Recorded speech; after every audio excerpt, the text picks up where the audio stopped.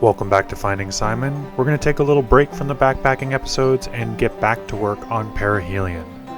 But first things first, let's get back to life in Silva Bay. Alright, well, looking back for about a day, so it's marine emergency time and Simon's got to go tow somebody off the beach. Classic. It's a classic move. This was a bad mooring that broke, stranded him at a decently high tide, and then we had to wait for a tide cycle to float him again. Yeah, this is a 3/4 keel on this boat, so it's gonna take a minute. The bow is like so skinny and the stern is so heavy that it's, it's gonna sit like this for a second. Well, he's got the anchor already out to kedge around. It'll probably come around on its own. Oh, that's my anchor right there. Yeah, I understand that, but the one in your hand. Yeah. You want me to tow you off of that? Yeah. Okay. Yeah, you've still got like 4 inches. I figure if you get us in the roped up and ready, we could just sit here and wait. I'm just gonna tow him from the bow. So give me a nice long run out. Keep myself out of the way of these rocks. Yeah, nice and quick and easy access. That rail's plenty strong. Get closer. 5 more minutes, I think we're good. Are you having a good time, honey? See, that's the point right where that like little through hull is in the hull. Yeah. See how that spot doesn't really move? Yeah. That means it's still hard aground. The stern's walking around, the bow's walking around, but that spot, or maybe the spot just forward of it 2 feet, that's where it's touching on the ground and it's not moving. And it's all rock here. It's all rock here, yeah. Alfy's here for emotional support. In case we need to touch the hull and all, he's here also. Oh yeah. We ain't doing that with yours. He's a 15 knot fender. Yeah. That's right. Oh yeah. Start hauling that anchor up. Maybe hold it there and start the engine. Don't do that, please.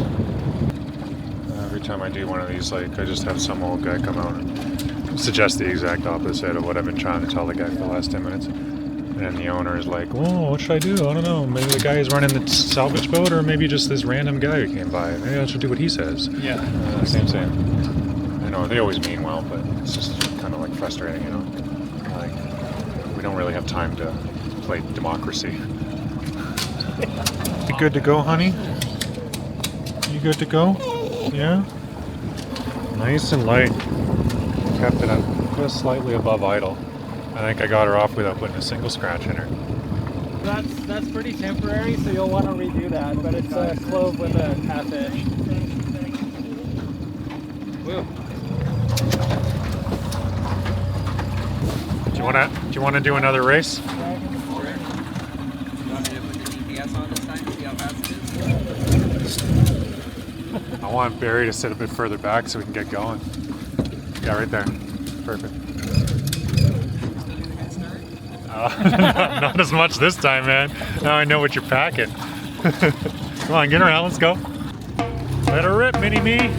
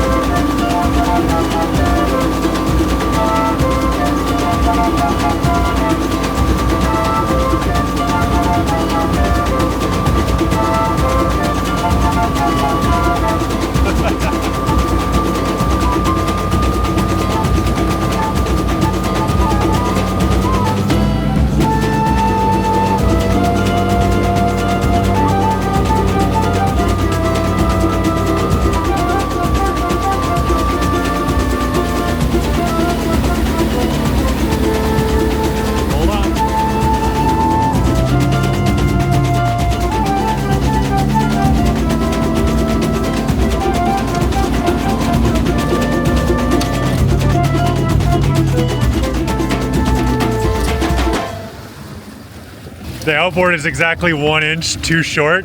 Oh. I turned hard, she grabs air. Oh, yeah. That's it. Yeah. You legitimately keep up pretty good. That's crazy. Not This, bad for a little 6 horse. this dinghy must be filthy. I'm so disappointed in her. She's so slow right now. Well, No, it's just time for a haul out. She probably needs new zincs too. yeah, I hear a lot of excuses, Barry. Yeah, there's a lot. There's a lot. Oh, I'm duly impressed. That thing is a 6 horse. I can't believe it. Yeah, little 6'9". That's crazy. So I think before we go, I need an apology from Simon. How fast do you think the dinghy was going? So fast. So fast. Oh my god. I'm sorry I ever doubted you. I think I'm doing. I last time I checked, it was 14. I think you were doing a good 15, 14 easy. Yeah. He wasted. You slowed me down. If it wasn't for Barry, I would. Oh, that's true. Yeah. This episode's been brought to you by EcoWorthy's new 12-volt Bluetooth temperature sensing battery. This thing has been a value proposition for a while. EcoWorthy's been one of the most affordable names in lithium batteries for a minute. It's 220 American dollars for this battery, or 310 Canadian. It's 100 amp hours, 12 volt battery, but this one, finally they've put in the temperature sensing and Bluetooth modules into a battery that is slightly smaller than your average size. So this is kind of an upgrade compared to how things used to be. I decided to put it through its paces and see what it's capable of and ensure that it does what it says it does on the box, because it's so damn cheap. We got to make sure that it's not dangerous. So let's do it. First things first, I dump it in the freezer overnight and then hook it up to the variable power supply. No charging, and I also check on the app, also no charging. Next up, we're gonna go take this baby for a spin. We're gonna use it on a trolling motor that draws about 60 amps, just so that I can push myself along at roughly 3 knots. Cruising at a blistering 3 knots. This motor was pulling up about 600 watts, which means I have a range of 6 nautical miles on this setup, which is kind of impressive for a $220 battery. It has a BMS module with Bluetooth, so I can check on all of that while I'm running, which is kind of nice, but it's a generic module, so you can use a bunch of different apps, which is also nice because EcoWorthy's app is not the greatest. But let's not lose sight of things. This is a $220 battery. This is a value proposition, and the safety equipment works. The temperature sensors work. The Bluetooth module works. So that is, as far as I'm concerned, all it needs to do. There are slightly better deals if you go for a larger capacity battery pack and you want more power in one. You can end up paying less per kilowatt hour, but if you just want a simple 12 volt 100 amp hour battery, it's hard to say no to this one. So check it out. Link, as always, is in the description. Thanks EcoWorthy for sponsoring this episode. Let's get back to it. So a reoccurring theme here with Perihelion is that every time I think I'm going to keep something, I discover I'm not. It takes me a while to get there. All right, so the hydronic system plumbing is going okay. This is the hose, the 3/4 inch hose that we're running. This is the hose we're taking out, this PEX tubing that's not rated for it. I talked to Evan and he was not a fan of these radiators. And I said, well, I would like to keep them. Well, that feeling has since dissipated because the further I dig into this, like these heaters are really junky. Some of the fittings still work, but there's so much deep-seated pit of rust. I'd hoped maybe that it was actual copper underneath, but as you can see, it's just copper painted steel, mild steel. So of course there's lots of rust. It's starting to fall apart. And then every time I get to one of these fittings, none of them have been screwed or like bolted in. They've all had like different fittings soldered onto them. So each and every one, some of them have threaded fittings, some of them have barb fittings. All the threaded fittings are different sizes. They jump from NPT to common plumbing threaded. I think this was a plumber special. He's just kind of digging out of what was left in the bottom of his bin, and he installed this system. And that's why there's so many janky copper things all over the place. Plus there's been fresh water going through these things the whole time. So the whole time not drinking, I suppose, but the hot water that goes to the taps was being plumbed through this system and being recirculated and heated over and over and over again. So I was pulling some of that out and it's coming out like brown, right? So I'm thinking, okay, well, maybe I'll get all these fittings and maybe I'll solder on new things and maybe I'll keep it. I'm looking at all the runs and there's so many radiators. And I just go, you know what? Like, I've really got basically like 4 spaces in this boat: the aft cabin, the engine room, the main cabin, and the V-berth. That's the real 4 spaces, plus, oh yeah, a couple of heads, so 6 spaces, and in a cockpit, a 7th space. And I think I can cover all of those with basically, 4 or 5 bus heaters. And now the price of bus heaters are so low that I'm just going to go that route. So I've ordered a few bus heaters. We're going to yank all of these, and we're going to try and make the most of every hole that's already plumbed in here and not be wasteful. And this way, of course, I will have one less thing to bang my toes against, which should make things a little bit nicer.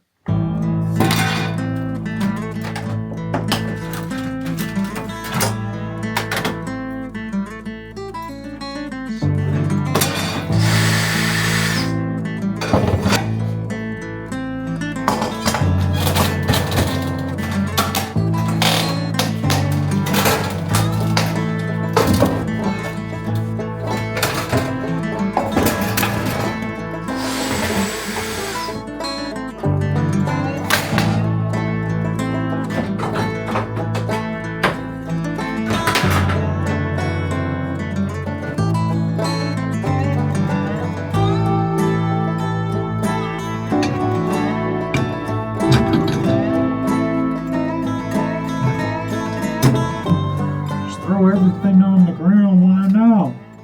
That's what it's there for. Alright, ordered these in. These are affordable heat sinks, heat exchangers for, it's going to be the freshwater system and the generator to tie them both into the hydronic loop of the boat. They're a little bit bigger than I expected. The measurements were on the website and I did check it, but it's big, you know?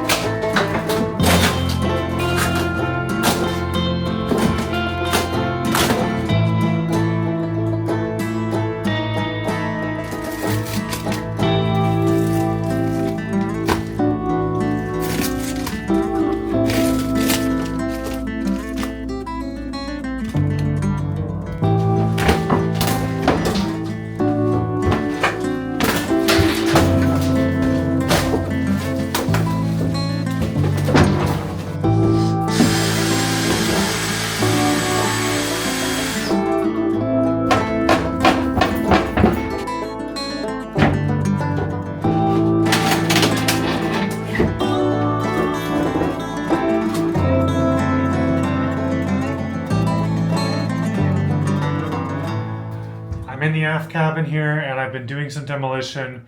Is it critical to what we need to be doing right now? Probably not, no. And it's still wet, so they're still leaking.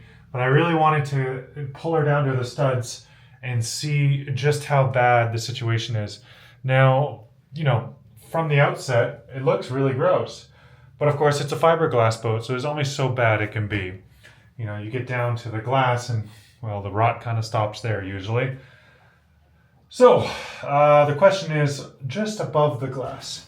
So this here is the top of the hull for some of the other designs that you see on Formosa 51s. Mine's a little unique because unlike, you know, most of the other boats that have a lower deck but then a cabin structure, mine just has an entirely raised poop deck, right? So that means that this addition here is not part of the original mold. And the question is, how much strength is here? So I'm going to do a little excavation and see just how f***ed I am.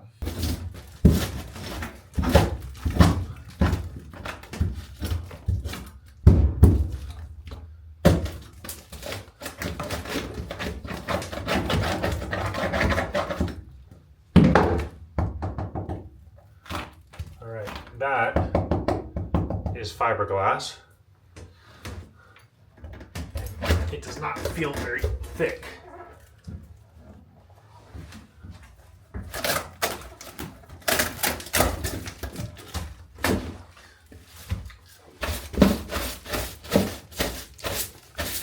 Hi, all right, so here is our problem.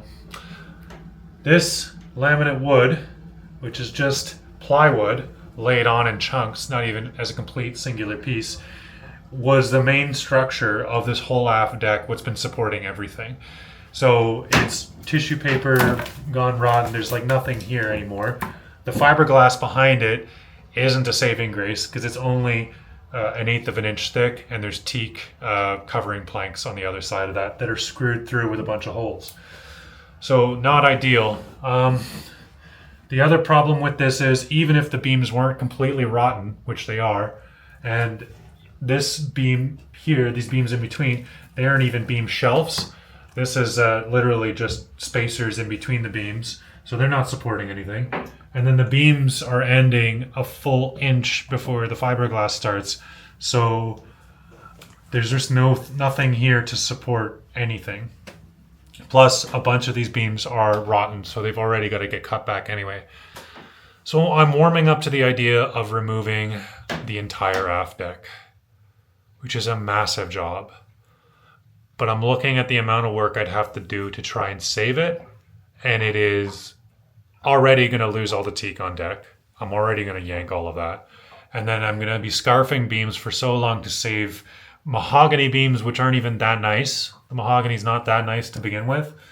So it's not like they're like special teak beams or anything like that are irreplaceable. They're just mahogany, which does an okay job, and there's hundreds of different types of mahogany, so I don't even know what kind of mahogany I'm dealing with here anyway.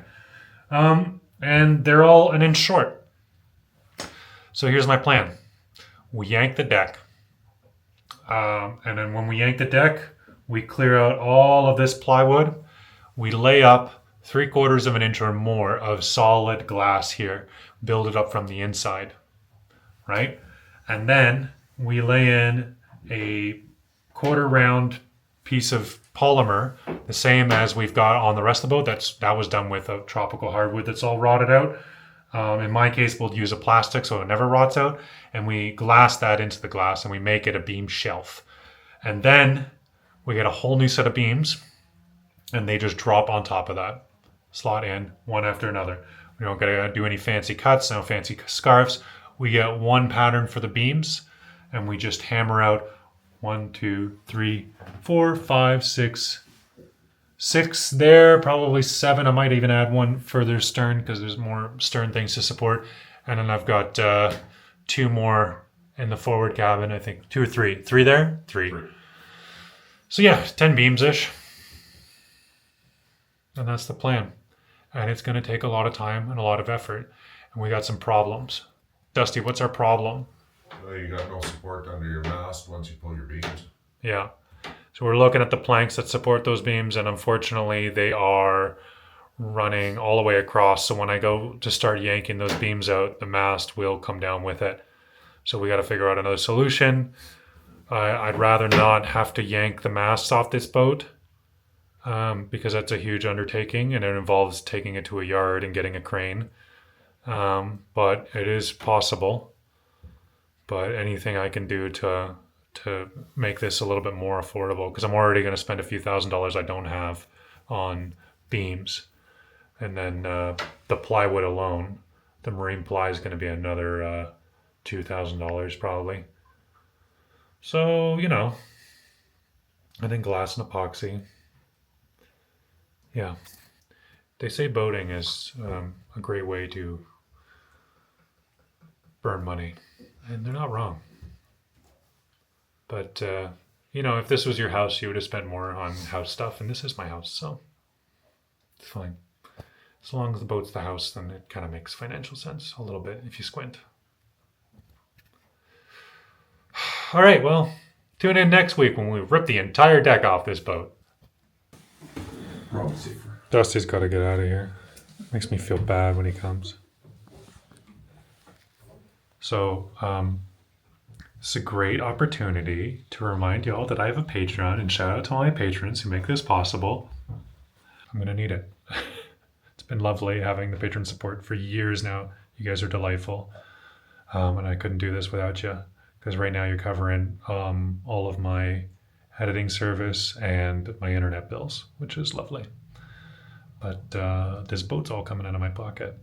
And it'd be nice if YouTube turned into a real job so that that wasn't the case anymore. We'll see. Yeah. If you've got a good lumber pickup for some sapele or some Mikumi plywood or anything like that, it'd be cool. Let me know.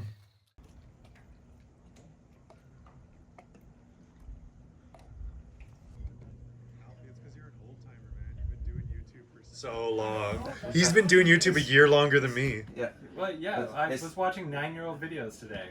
Yeah, he's been on for 11 years, and I'm on for 10. I'm just old. I'm just is what. Yeah, you're Is that ancient. why- You're ancient, That's man. why I'm not wearing burgundy. Well, don't worry, That's Barry's basically a time traveler from the Yeah. 19th century, so we're not Yeah. even getting to that. I've been doing YouTube since 1902. Yeah. Yes, ever since the war. I'm just gonna cover you. Barry's not here. So this is Alfy's. I want to say Camper Nicholson suddenly. Hans Christensen. Which is also a leaky tiki, also from Taiwan. I don't see no leaks, bro. No leaks. It's a beautiful. But yeah, it's just a tiki. It's a tiki, yeah. It's the amount of teak in here has been amazing. But Alfy's got a YouTube channel. I've shouted him out before. I think many of you already follow him. But if just in case you don't, I'll put the link in the description. Life is like sailing. You've been cruising the Gulf Islands for, God, it's been a minute now. Well, the last few years, Yeah. we've only owned this boat for the last 5 years. Yeah. Before that, we cruised the whole BC coast with our CNC 30. That's Right. so awesome. Yeah. But It's like you go through all the videos you got, and it's just like Heavy hitters. all the West Coast to-do Like list. literally everything. like Alaska to America. Yeah. We're gonna binge those videos in the next couple It's days. nice. Absolutely. It's nice to catch up with Alfy because he's been passing through like ships in the night for years and years. and I'm not so far away, only 15 miles, I think it was. Yeah, So- but like we've just missed each other, I think, several times now. So But I've been meaning to meet up, and Right. I finally said, "This is it. I'm coming Yeah, over." yeah, that's cool. I messaged Simon. And I said, "Hey, I might be there on March 11th. Are you going to be back from your trip?" He says, "I get back March 10th." I said, Yeah. "Okay, that works for me." So I'm a little jet lagged still, 16 hours off and a little wonky, but Glonky. it's So I been- appreciate that you still made it work. yeah, it's great. Well, yeah, check out his link in the description if you want to see some more of the beautiful West Coast, and I guess he's setting sail probably tomorrow. So Yeah. Yeah, I'll go do short but sweet. yeah, winter cruising in the Gulf Islands. If you Yeah, haven't sick. done it, it's a great time to do it. It's less crowded, Yeah. a little more wind. And I just left Shibuya, Tokyo, so for me, less crowded is very Yeah. subjective. yeah, yeah. I was walking through downtown Vancouver, and I'm like, it is empty here. Yeah. There's nobody here. Yeah. Nanaimo seemed busy today because it was sunny out, Oh my and I was God. like, whoa. Yeah, I don't know. Okay. Well, and really glad to have you guys on board. Oh, it's Yeah, our it's pleasure. so nice Catch to up see Thank and you so meeting you much guys. This is for having really us. giving me FOMO for what I'm going to hopefully one day have This is with what Perihelion. we're all working Yeah. towards. Yeah, really, it's so nice. Yeah. Well, and I'm looking forward to us all meeting up in an Anchorage. Oh, Yes, Oh absolutely. yes. my God, Yeah. yes. All right. Lots of cruising in the With future. some guitars and banjo maybe, and And Icelandic rum. Yeah. Yeah, we got the More rum. Icelandic rum I would don't be think nice. that rum is gonna last very long. All right, So wicked. Well, check them out, and I'll leave the link in the description. And we're going to work on this rum. On that note, There tonight. check them out. Yeah, because if it's in the back on the boat. Come to YouTube, you know, a lot of fun. Caught behind Venetian blinds, out of reach for the city lights. This ain't where I belong. Hey, look at me, man, what I've become. I've been running east, looking for a sunset, digging deep since '99. What I thought was gone was sitting